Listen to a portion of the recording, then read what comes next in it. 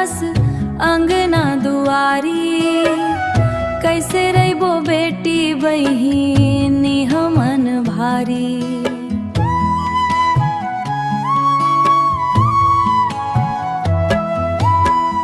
आँखी मायासू है मन माहे पीरा। तोर बिना सुना लागे घर के कबीरा। कोलिहा के पाखी कस उड़ जावे वो।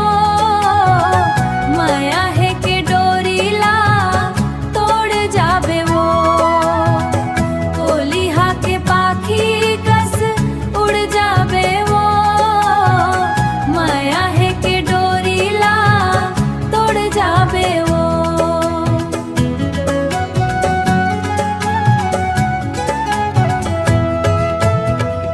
जिन अंगना माँ तैं खेले औ कूदे। ओही अंगना आज माया बर झूरे। दादा के पगड़ी औ दाई के दुलार सबले। सबला छोड़ के तैं जावत हस पार। कैसे थमी ही दादा अपन करोड़ाला। कोलिहा के पाखी कस उड़ जाबे वो। नवा घर जाबे तैं लक्ष्मी बनके। सबके तैं मान बढ़ाबे सियन बनके। भूल झन जाबे अपन मायके के गलियां। तोर बिना मुरझा जही फुलवारी के कलियां। खुश रही बे बेटी तै ससुराल माँ। कोलिहा के पाखी कस उड़ जाबे वो। कोलिहा के पाखी कस उड़ जाबे वो। माया है के डोरीला तोड़ जाबे वो। कोलिहा के पाखी कस उड़ जाबे वो। माया है के डोरीला तोड़ जाबे वो।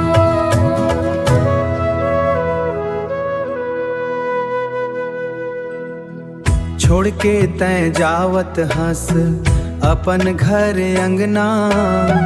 सुना हो गे रउआ सुना हो गे अंगना। माया के डोरीला बांधे रही बेवो। अपन दाई दादाला सुरता कर बेवो। कैसे मैं छोड़ूं दादा माया के ये झूला। मन नहीं मानत है कैसे मैं भूला। आँखी मायासू है पाँव नहीं रेंगत है। तोर बिना दादा मोर जा नहीं लगत है। जा नहीं लगत है। कोलिहा के पाखी की कस उड़ जाबे वो। माया के डोरीला तोड़ जाबे वो। जेने अंगना माँ तैं खेले औ कूदे। ओही चौरा आज तोर बर झूरे।